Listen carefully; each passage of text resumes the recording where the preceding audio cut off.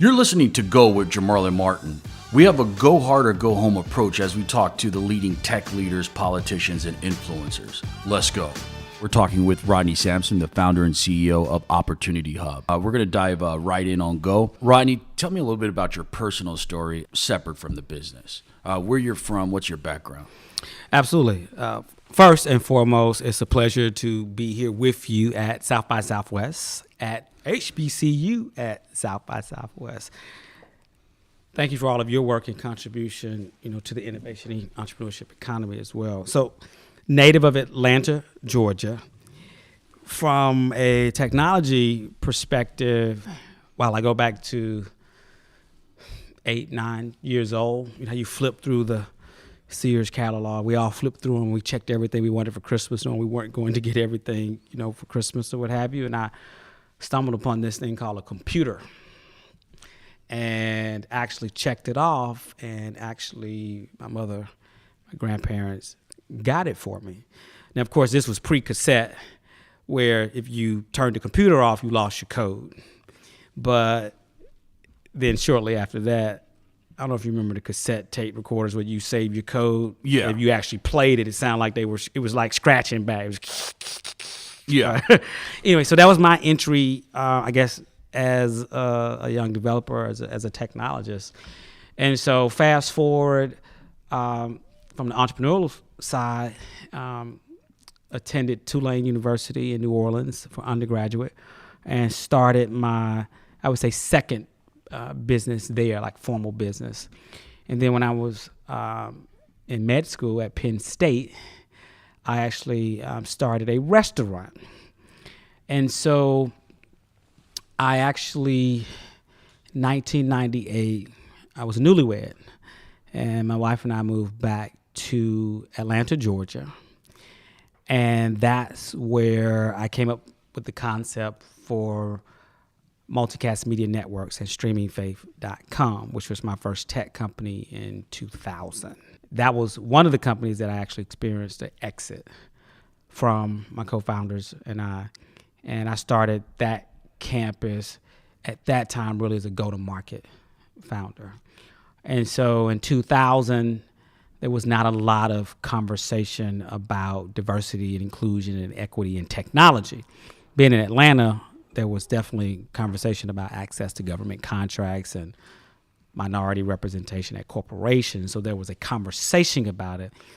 But in those days, it was very, very nascent in terms of Black tech founders. There was Omar and Black Planet. Clarence Wooten was around. We all sort of looked up to Emmett McHenry. I don't know if you know his story about network solutions or what have you. So very nascent in terms of just this concept of a Black tech co-founder. And so that was, the beginning of my journey, I guess, the intersectionality of technology and entrepreneurship. Okay, got it. Do you have a history in the church, Black church? I do. Yeah. I grew up in the church, actually very traditional Pentecostal apostolic church, very rooted in its own traditions. There's actually a scripture that says the traditions of men make the word of null effect. And so a very traditional organization, but rooted there. Family then transitioned to a more non-denominational, open type of environment. I have 4 uncles that pastored or are pastors. And from a creative perspective, I was a musician, actually. So my first instrument was the violin, then piano, organ, keyboards. And so I actually found myself playing at churches. And then I started getting paid for it. I was like, oh, this is a thing that you go play and you get paid for it. And so that's a whole space. I don't talk a lot about it more because I'm kind of semi-retired from traditional. And Did you ever preach? I have preached. There's some. If you go to YouTube, you'll find some of my messages that have been archived or up there. And I actually, in 2010, I was consecrated a bishop in an organization, and not a traditional bishop that pastors a church. They call it a suffragan bishop, and that's a role that you focus on some type of space. And I was focused on economics and worked in that space for a few years, trying to bring economic opportunities through the traditional system with not much success. At Rodney's event yesterday, thanks very much for the invite to moderate the panel on building rocket ships. But I had a chance for the first time to listen to you, and when you talk, you come across as someone where you're talking about inequality, diversity, the wealth gap, but you talk with a certain conviction, where it's a lot different than some of the other stuff you hear out there, where I believe our people kind of need maybe for some of the economic principles that you talk about to possibly be wrapped up in a type of religious message. You know, when in terms of a religious style message. Yeah. Sure. And if you listen long enough, you'll see it's there. I look at everything through an economic lens. So I even look at the Bible in an economic sense. They actually recorded more scriptures in the Bible on business and doing business than any scriptures about heaven, hell, sin, et cetera, et cetera, et cetera. And so my lens is always looking at it from one, and it's a challenge because, you know, there's a human complexity to it. But if we go down this path, so in Genesis, it says man and woman were created in the image of God. And we traditionally think about that in a human construct. We think of a human image, and we look at the example of a God and us in terms of humanity. And we tend to, like, if you look at the fundamental construct of Christianity, we'll go down this road for a minute. When you simplify everything and all the minutia, is to become like Christ. Right? We most look at becoming like Christ in his humanity. We have not explored becoming like Christ in his divinity. So if you study the divinity of a universal creator, there's this omnipotence, all power. There's this omniscience, all knowing, this omnipresence. And so I've extrapolated and built a framework or principles to live by that are universal. For instance, omnipotent. Power is not outside of ourselves. I talk about this in Your Manifest Destiny, one of my books, 7.5 Words to Transform Your Future. And many times, even as a community, we're looking outside of ourselves. We're actually looking back to those who have, from an institutional perspective, personal and even interpersonal perspective, have oppressed us as a people globally. We look back to them for the answers to our own economic liberation. And so when you see yourself with omnipotence from an ephemeral or spiritual perspective, then you understand that everything you need to fulfill your divinitive purpose, or your definitive purpose, as Napoleon Hill talks about, is already inside of you. It's in us personally. It's inside of us as a community. So I translate that. When you talk about all-knowing, omniscience, just look at where technology is going now and how at its accelerated pace, what artificial intelligence is doing and what quantum computing is starting to manifest.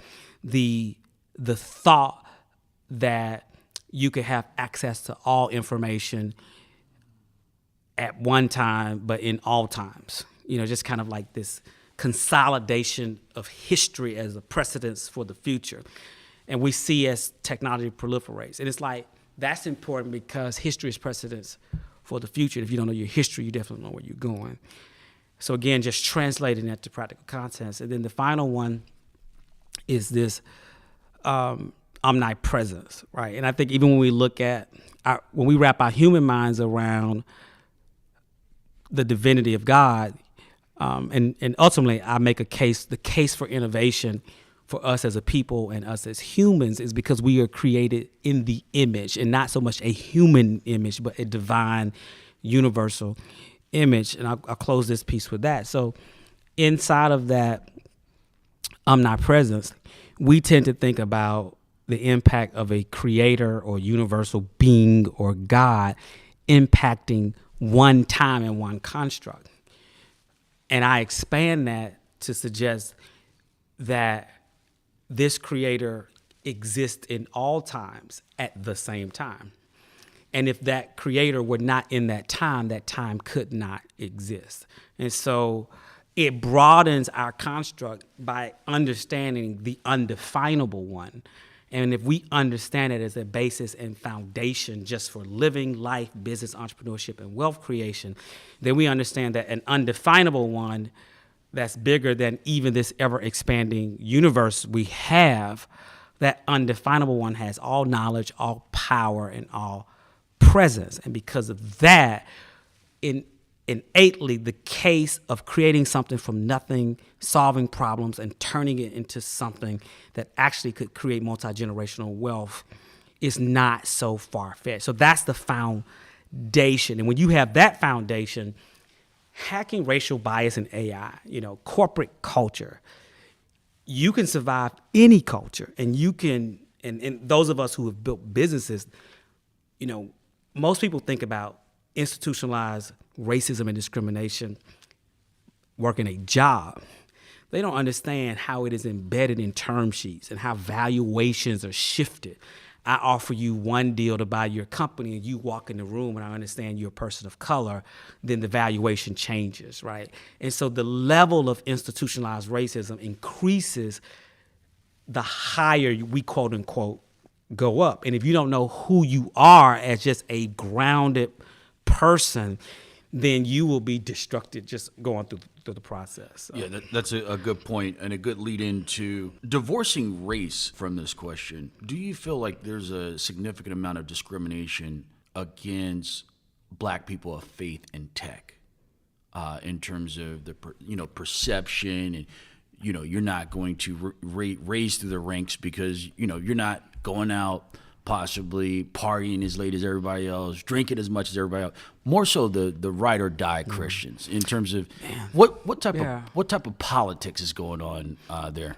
You're really taking me back. I mean, building multicast media and streaming faith. It was interesting that there was an industry that had been created where there were these tech companies that were focused on faith and spirituality. And I remember like Christianity.com. Getting $40 million on a napkin because young man came in, pitched, and the man was like, man, I just felt like I was led to do this.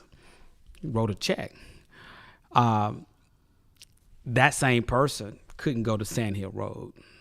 They couldn't, and we've seen the articles come out about these super parties, these super exclusive parties or what have you. He might not even get invited, so he wouldn't be in the network, what have you. That's number one, not being in the network and having access to the relationships. Number two is they don't understand the economics of it. And so when I looked at a church, I said, well, that's a business, and that business is an enterprise, and that enterprise needs software as a service. It wasn't even called software as a service. I was like, well, software as a service, they go to service, so let's do service as a service. Yeah. And so I looked at it that way, but we were a isolated bunch in those days. And I think, to be honest with you, between 2000 and probably 2012, in terms of diversity-led, faith-based led startup, Streaming Faith was the only one that got traction. Removing race and culture, if you can do it, it was an isolated niche. But when I saw what some of my white brothers and sisters were doing, Salem, Rick Killingsworth, these guys, Christianity.com and OnePlace.com, and they were raising $20, $30, $40 million back then. A lot of it with altruism, and spirituality, connected to it. I was walking through the hotel today and noticed that there actually was a South by Southwest faith-based technology kind of niche. Small, but there was representation. Yeah. Right? Yeah. Do you think it's fair to say that for the ride or die Black Christian, in the tech establishment, they're essentially kind of forcing you to shut up and dribble in terms of waving who you are. I believe in Jesus Christ. That's what flag I'm throwing up. I'm not throwing up the money flag. I'm not throwing up all this other stuff you guys are talking about. I'm throwing up Jesus Christ. I got to think that in the culture out there, you're looked down upon. You're backwards. You're old school. Yeah. You know, we're not inviting you out, and so there's a lot of that stuff. You know, I went through that phase. You know, what's interesting is what I've learned now is when you got the goods and you got what people want, it's amazing what they put aside. I mean, think about it. We had a house yesterday. We'll have one tomorrow. We had open bar, rap music, food, drinks, partying, dancing. Next week, I'm speaking at one of the big mega churches in this country. You know, 20,000 members in Chicago. I'm more talking about for that engineer or employee at like a Facebook or a Google. I should have been more specific. Oh, yeah, definitely. Yeah. More so inside the establishment. Yeah, I mean, if you don't want to, you know, do lines, snort coke, you know, you know, hit on girls or guys without permission, you know, it's like this culture. You hear about some of the stuff coming in, like you're a square, you know, folks isolate you. I mean, the peer pressure to be in the in crowd. I mean, think about the archetype of a lot of our colleagues, engineers or what have you. Like they were picked upon, bullied, come along the way. Now they got tech jobs, resources. They're in charge now, and it's like they're creating this in crowd. They were ostracized, and now they're the cool kids, right? And so these are the cool kids' rules. So if you don't do this or that, then you know. So if you're openly about your spirituality. Or if you're not, you just say, nah, I don't want to go have a beer, and I don't want to have that. You could run into some serious issues. So as you know, there's been a lot of discussion and litigation from white males in Silicon Valley specifically, where they're saying, hey, we're discriminated against because we're more conservative. Now, for black conservatives, particularly people coming out the church, ride or die Christians, do you believe that discrimination is there, and it's also valid for black Christians out there in Silicon Valley? I think it's valid for just black people, you know, period. It's like you getting stabbed in terms of discrimination. It's the intersectionality of oppression. You know, when you layer on color, race, Southern dialects or geographical, you know, issues, gender, sexuality, you know, it's like disability. It never ends, right? And it just amazes me. You know, Silicon Valley is such a false meritocracy. You know, the idea that the best ideas rise to the top. No, they don't. You know, I'm even questioning whether the best ideas in America rise to the top anymore. Yeah. You know, genius, you know, is evenly distributed, but opportunity isn't. And there are folks that are building stuff and solving problems that are not even having the opportunity to get turned down. Yeah, it brings to mind, you know, in the community, we would always say, or people would always say that I knew a guy who was better than Jordan. He just never got the opportunity. Yeah. You believe that applies to tech? Absolutely. Yeah. You know, I mean, if you just look at this, it's a big planet. And, you know, I believe ideas to solve problems, you know, they come into the universe. I mean, you know, the person who created the straw, right? There are probably several people who came up with the straw. Someone decided to build it and, you know, take it to market. And then the person who took it to market had the means to get it to market. I said this yesterday. You know, we live in an era. It's definitely not equitable, you know, looking at the statistics. And I don't want to, you know, use time up regurgitating the data because it's just, you know, there's a lot of thought leadership around data regurgitation, and there's really no solutions tied to that. So I don't want to do that. But I mean, for the first time in history, the opportunity to create multi-generational wealth with no reliance on pre-existing multi-generational wealth exists. If you like what you're hearing, you could check us out at Moguldom.com. That's Moguldom.com. That's Moguldom.com. We have the latest information on tech, crypto, the business of Hollywood, and economic empowerment. You can also check me out on Twitter at Jamarlin Martin. Let's get back to the podcast. Yeah. Why do you think, there's a lot of folks out there who talk about diversity and inclusion, but you don't hear a lot of voices calling out specific names and institutions. So we have this discriminatory culture, and there's a diversity problem, there's a discrimination problem, but there's no names or institutions attached to the discussion. So you have a bad culture. We don't like that culture. We don't like the outcomes of that culture. But there's no individuals, leaders, or institutions who are on the hook. And, my point of view is a lot of that comes from our economic insecurity, where folks, in varying degrees, you need to shut up and dribble, or you're going to, miss a check or two, or you won't get a check at all. Yeah.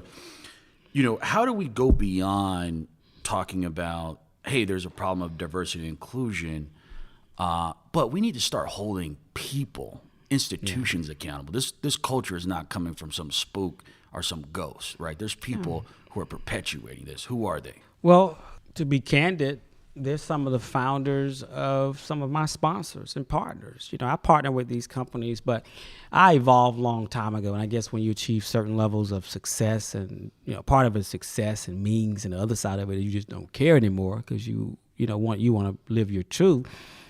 The companies, the Facebooks, the Googles, they write us checks, right? And when you look at how they have literally just monopolized, and that's what I was about to say, everyone wants to say, oh, my grandfather and my grandmother, they came from a different era. Things were different then. Times were different then. But no, these were 24, 34-year-old many immigrants to America that literally adopted inside of their subculture the same archetypes of a Jim Crow era, the exclusion there. And that's why when we have conversations, I have an onboarding, I'm with our partners and sponsors, and I say, listen, you're going to come to this program and you may hear some things that are uncomfortable because we're going to, to speak our truth. And if that's a problem and you need to, hold your check, that's fine. I'll write the check. One of your supporters is the sister of Mark Zuckerberg, Randy Zuckerberg. Is that correct? No. Oh, Chan Zuckerberg, Mark's wife, Priscilla. Okay. Yeah, I've never met Randy. Yeah. Okay, Chan Zuckerberg. Yeah. Man, you're in deep. Yeah. Yeah, okay. So Chan Zuckerberg. Now, so she's supporting you. I never met her, by the way. Oh, you never met her. Okay, so No. it's just kind of a distant. Well, supporter. Maurice, the head of diversity, went to Morehouse, one of your Morehouse brothers. Okay. And he's around. And Maurice was hired through Jim Shelton, who was an Obama cabinet secretary of education. And Jim runs education at the Chan Zuckerberg Initiative. Okay, got it. Yeah. So I want to make sure. We didn't lean in, bro. Okay. All right. Yeah. Yeah. So I want to talk about your new vision, which is an extension of your prior work. You've been out here in these tech streets for a long, long time. You've been consistent. You've been one of the early pioneers in this type of work. How did you come about the idea of Opportunity Hub? Well, these is a part of solving the problems and challenges of when I was a founder, number one. And then number two, high growth technology careers, or in high demand technology careers rather, and high growth entrepreneurship is the most accelerated path out of poverty and income, inequality. And so, and the basis is encapsulated in Kingonomics. So my latest book, latest meaning it's the latest one in 5 years, because Kingonomics, 12 Innovative Currencies for Transforming Your Business and Life, inspired by Dr. Martin Luther King Jr. That book took me 2 years to write. And I often tell people it was released in late 2012, early 2013, took 2 years to write.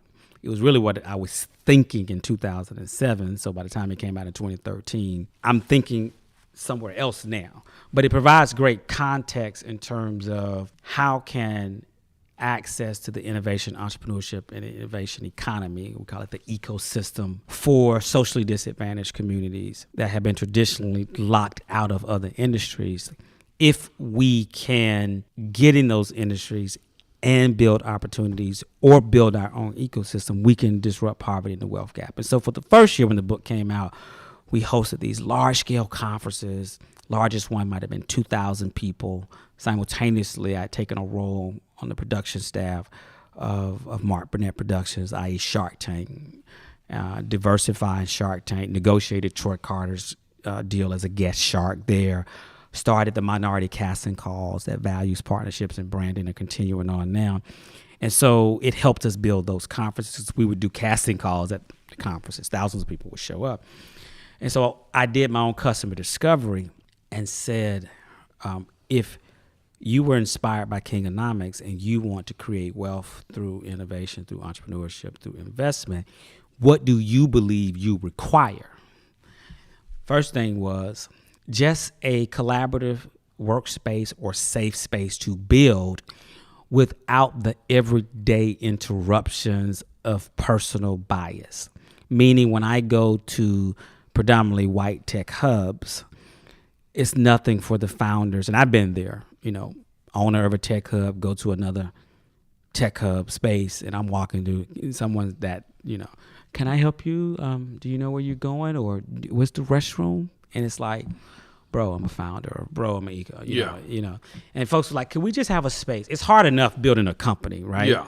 Can I just have a space where I don't have to deal with that? When I walk in, it's like, it's Wakanda up in here, right? Yeah. And so we created that safe space. The second thing was I need mentorship, not from retired professionals and people who've actually never built a business. It may have some insight on when you're scaling a company in terms of systems. Tell me how to build something from nothing. Tell me how you failed. Tell me how you closed your first term sheet, your first contract, your first service level agreement. How'd you hire your first person? And so we curated these mentors. And so it was our mentor in residence program. Third thing was I need to understand how to navigate the ecosystem. How do I navigate the entrepreneurial ecosystem? How do I compensate advisors? What's the difference between a mentor and an advisor?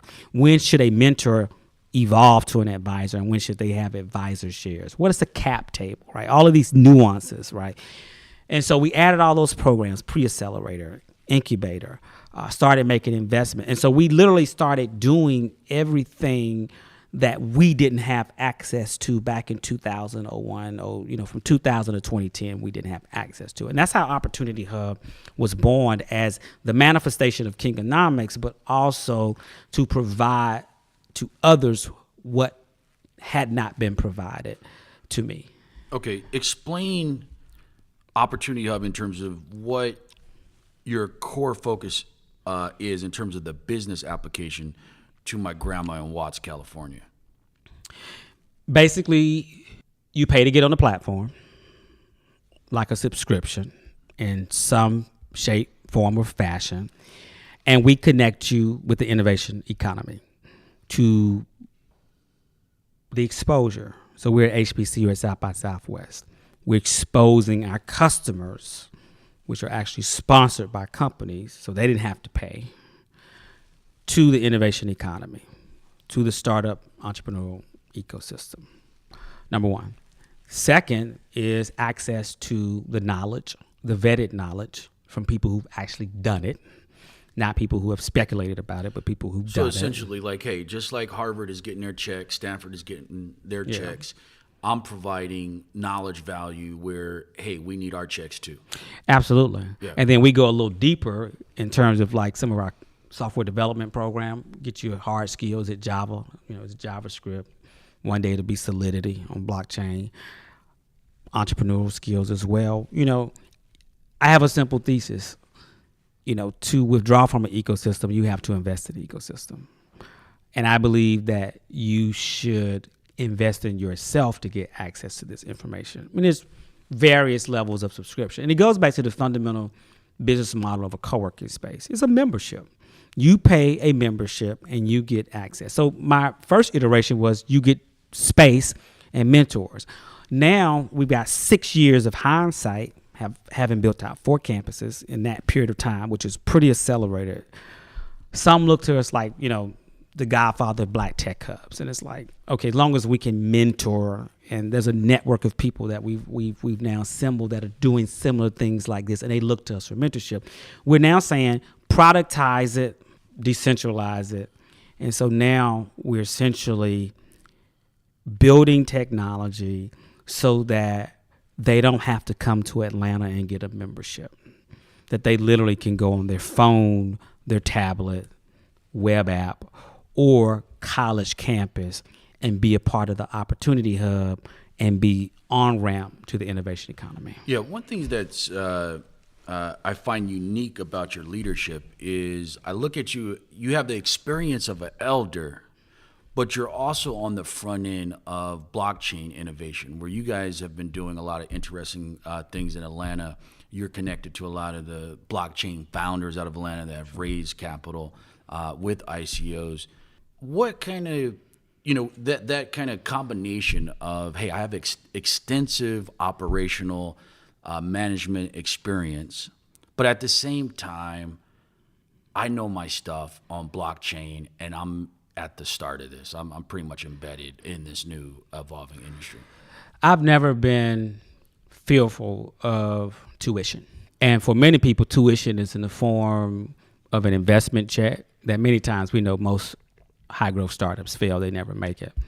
And why do we continue to invest? Because we learn. We meet new people. We get access to the experts that are building, because they're the experts and they're busy, but they respond to a check.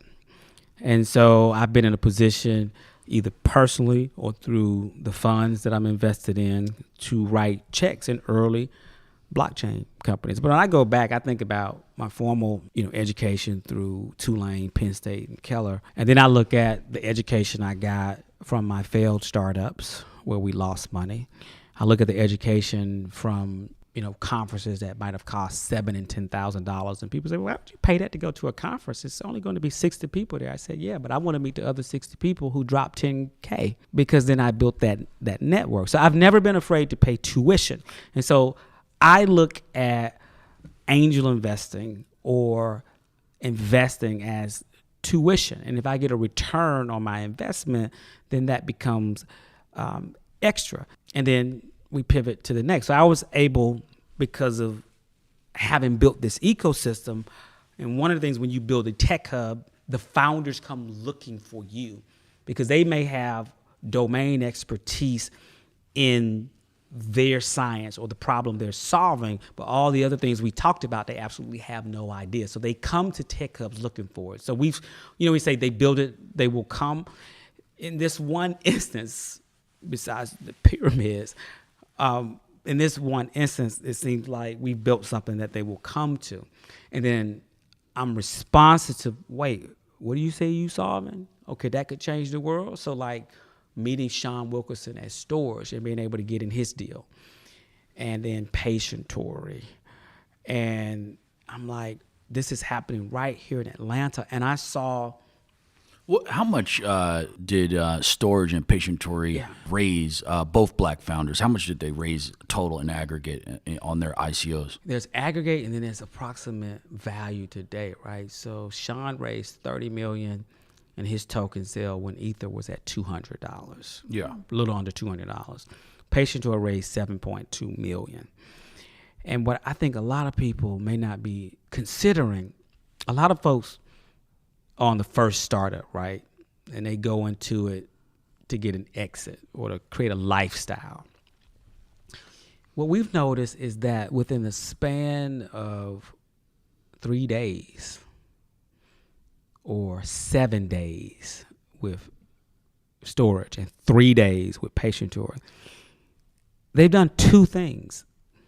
They've created multi-generational wealth for themselves and their families with the reserves they have from the token sales and the value. Think about it. Ether went from 200 to almost, it's over 1,000, went to 1,000 by the end of the year. So think about Sean having 30 million in Ether. What does 30 million in Ether go to 200, right? Multi-generational wealth. And then Sean sends out this letter to shareholders and says, I just want to let you know we have a 100 years of runway. So having the capital to then actually build the product. So he's committed to solving the problem, but multi-generational wealth is behind him. It's like I went into the future, became wealthy, and came back in 7 days to still build this company to help you. Yeah, so you're out here preaching this mission in terms of economic justice, self-empowerment for Black people. Do you believe there are culture vultures out there, including Black folks, where they're talking a lot about economic justice and diversity, but they're like the CB4 rapper? I don't know if you remember that movie. CB4, just kind of a fake NWA that was produced by the record industry. Do you believe there's a lot of fake stuff out there who are looking to kind of capitalize on these ongoing issues, but different from you, they're not writing checks, they're not actually investing, putting money at risk in terms of solving the problem like you're doing? Do you see some of that stuff out there, or not so much in terms of a lot of CB4 fake stuff? I mean, every industry has it. And what I've resolved is there's an overabundance of inspiration and somewhat how-to, but there's not a lot of execution. And I try to rationalize with balance that there's some folks that are to expose, there's some to educate, some to connect, and some to fund. We happen to be in a unique position where we operate across all four dimensions. We're exposing people, we are educating people, we're helping them get placed in jobs, we're building these ecosystems to connect them with resources and to encourage them to build resources. And then we're writing checks and then building check networks, building syndicates. And like Janice Bryant Howard, who was with us, everything at this point is intentional. Can you tell our audience who Janice is? Janice Bryant Howard and her husband started At One Global in the 60s and does billions of dollars a year in staffing and staffing software and staffing consulting through the At One group. Some of you may know, I believe, a portfolio company called Apple One. That's in their portfolio. Absolutely. Right? Apple One is their staffing company. And this is Janice's second year. And Janice knows this. I'm cultivating women and men like Janice to be our 10, 20, 30, 40, $50 million VCs.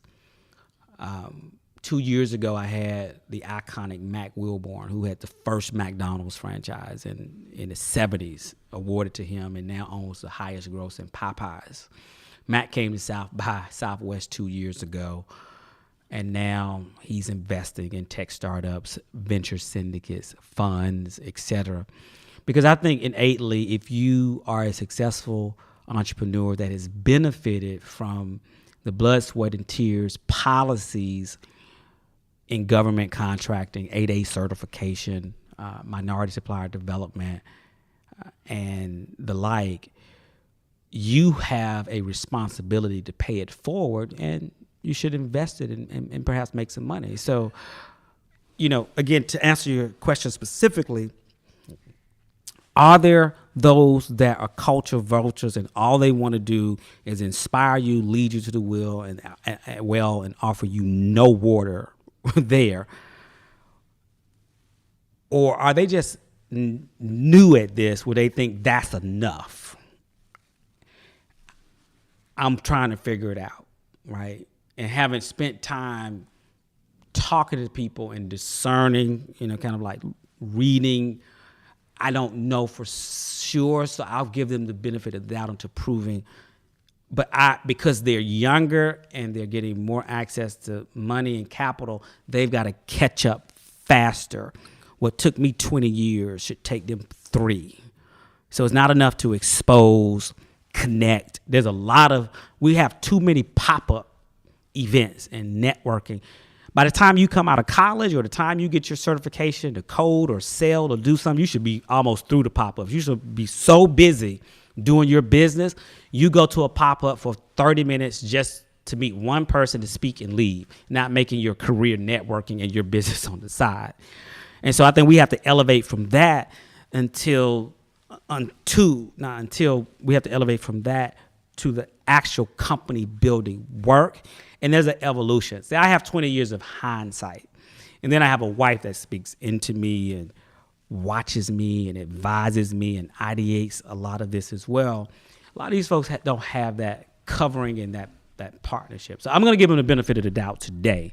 But I'm going to be watching 3 to 5 years, because what happens when they can push a hashtag further and they can push media a little bit further and they can get the community swell and they're not actually doing that work that is critical, it hurts us. Or they may not even have the conviction.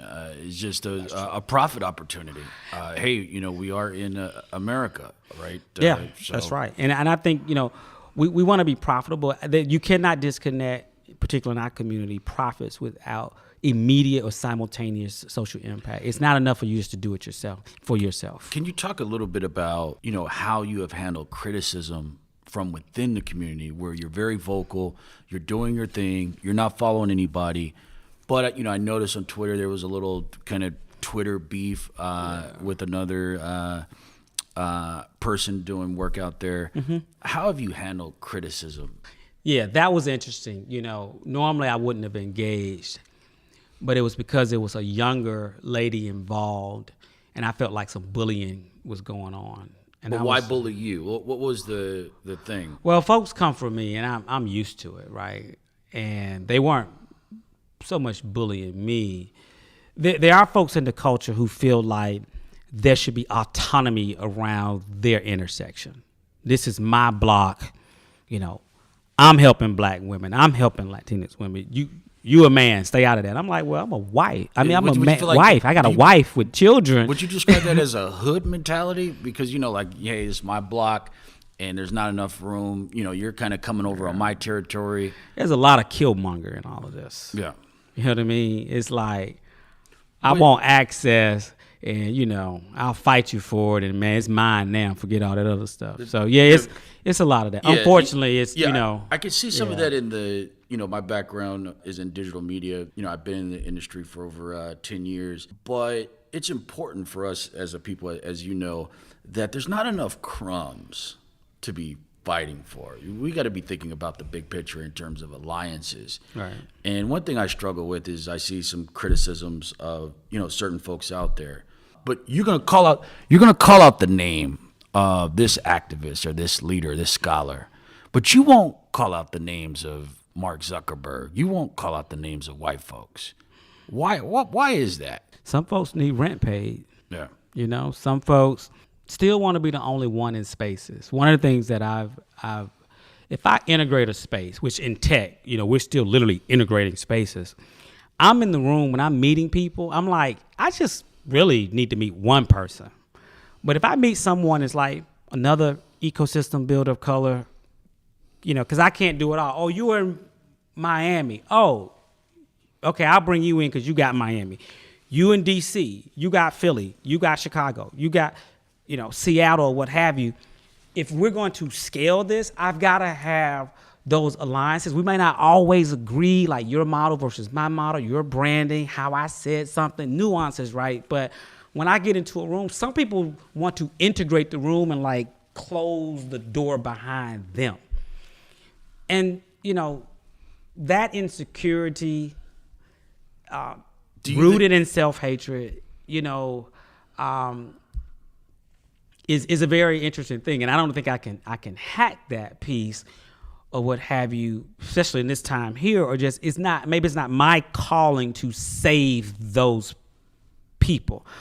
There are people I believe that want to be in the ecosystem that we've got to get to that aren't nuanced on, man, you got your panel sponsored and they didn't sponsor your panel. Like, we curate this, we're the largest, inclusive event here. And people troll our panelists and say, hey, you're in town for so-and-so. Can you come speak for me? And we ought to be talking because can you split the bill that I had to pay to get them here? Then, let's crowdsource this thing. Yeah, playing devil's advocate. Yeah. What do you say to that brother or sister, when some folks say, hey, this is self-hatred, this is crabs in a barrel, what do you say to that brother or sister who will say, this is just capitalism and competition where, if you go to any other industry, any other race, this is just natural competition within capitalism. Why are you asking black people to deviate from that, where everybody's going after kind of the same peanut? Because the average net worth of a black person in 2053 will be zero, and it's 11,000 a day. We haven't arrived. We suffer from arrivism, and we really haven't arrived. Your 6-figure job, your 250, your one exit. If you don't even understand the value of $1, you'll be broke in 3 years. So I think before we can even have a conversation about subscribing to capitalism in the form that we have been exposed to, we've got some problems to solve inside of our community that take money and resources, and these are legitimate concerns. So I think we want to take on the persona and archetype of the very oppressor in terms of the oppression that we say we're hacking. And I think that's I fundamentally have a problem with that. Okay, got it. So, I was tweeting the other day about the endowments of Morehouse, Spelman, and Howard being approximately $800 million. Why aren't these endowments, these university endowments, they're investing in stocks, bonds, why aren't they deep in the black tech space? Why aren't they working with you to develop kind of disruptive investment schemes where they can be more competitive with other universities at the endowment level? Success is the greatest contributor to complacency. That's what I've realized.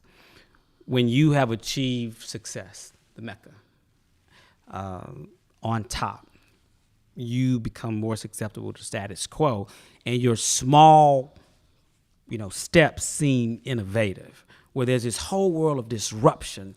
I mean, if you think about it, there's an amazing opportunity right now to just really reboot our historically black colleges and universities with updated curriculum, internship, apprenticeships, co-op programs, and literally transform the business schools, the managerial sciences. If you look at one and a half the endowments of like a Stanford or MIT or Harvard, look at the money that comes into the business school through entrepreneurship and wealth.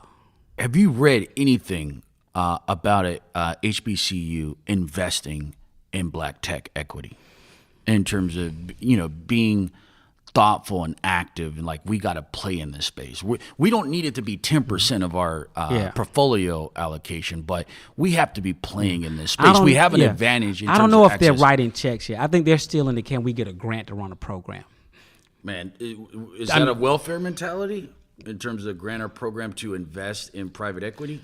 I think it's just what we know. Most folks, we have to go deeper and say like, there's income and there's equity. Most folks go through their entire life not even thinking about ownership or equity outside of their home. But these people are managing, in some cases hundreds of millions of dollars. Yeah. Howard at over $500 million. And they should have an allocation to alternative investment class, and that alternative investment class should include private equity, it should include seed, it should include venture, it should include blockchain. And don't you think that they would have a competitive advantage if they got deep in the black tech space, where Absolutely. They have access to graduates, and they're getting into these companies very early, where you turn black into an advantage. Yeah. You think that's a big opportunity for them? It's a huge opportunity. There should be a $100 million fund that if you have an idea that comes through an HBCU or is associated with, you've got a founder on your team, you should be able to go get capital. What do you believe about the statement that, hey, stop crying about Silicon Valley not giving you money and begging Silicon Valley for investment dollars, because your HBCU endowments, $800 million, your wealthy black people in the United States, they're not really investing with a mandate to tap black tech. So why are you going to Silicon Valley to ask for white folks to invest more than 1% when your own people won't do it? We're always playing other folks' games. But one thing I do notice is that when we play a game, we win the game. Even if you look at baseball, when we were able to integrate baseball or football or basketball, whatever game we are allowed to play and the rules are the same and aren't changed when we get in the game, we win. So a part of us, we should be continuing to basically knock down the doors everywhere, pitching everybody. But at the same time, it's an injustice if we do not capitalize on what we already have. Our black churches, one of the largest institutions we still have collectively and individually in some cases. Our black schools, absolutely. Our black organizations. I was beating the path trying to get these large organizations with deep networks, databases, when we were advocating for the Jobs Act and equity crowdfunding to say, you have a crowd of people. Do you know if out of your 100,000, if 10,000 every month would invest 100,000, what we could do? And there's just stagnation in terms of the level of risk. But what they don't understand is their people are saying, give me an opportunity to do something I've never been done before. I'll take the risk. And so to sum all of that up, you know, we talk about the net worth.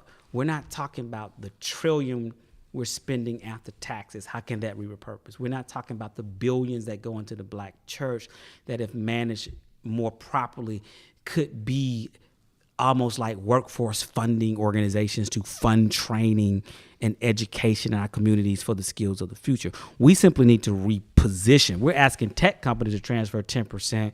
We got institutions that could transfer 10%. Just a tithe, 10%, a tithe. And so a part of my message when I moved, I had to remove myself from the traditional institutions for a season. Now, it's like Moses had to leave Egypt and go into the desert. He couldn't have said, you know, Pharaoh, let my people go. He had to leave the palace, go in the desert, get his stuff together and come back. And now we're starting to have those conversations again. So I'm gonna, you know, when I'm in a room, I'm gonna have a conversation about, you know, you got a $30 billion fund, I need an inclusion rider, right? Hashtag inclusion rider. Forget representation on panels.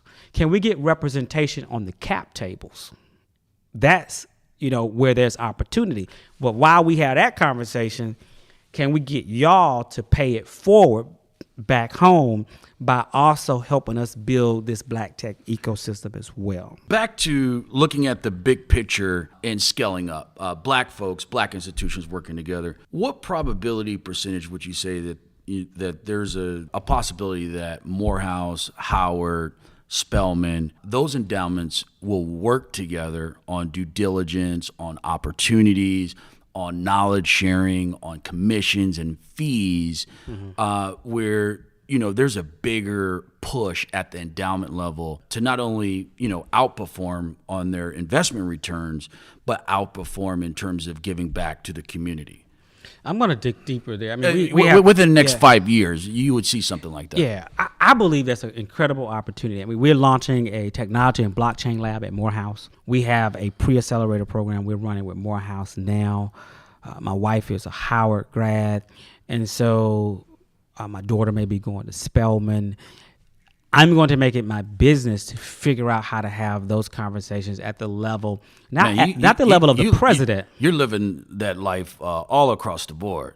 I'm not going to just have the conversation with the presidents. I need to talk to the board. I need to talk to the major donors. See, the folks who write the check, you know, structure the ideals. You know, when I take your money, I take your ideas to some degree. I have to listen to you. I have to take you into consideration. And I think we're having a conversation with the wrong people. We're having conversations with folks who are trying to keep their jobs and their status. And we need to talk to people who are writing the checks to the institutions to set the precedents. And it has to flow that way.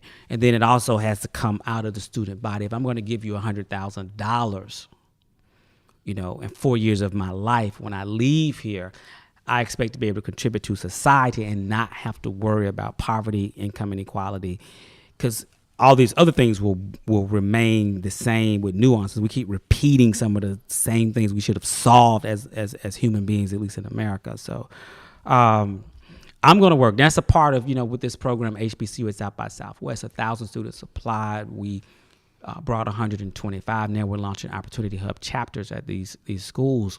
We're not so much working with the administration, we're working with the students. And then the students are going to the administration and say, we want this. Give us an official chapter. What do you tell your customer? No.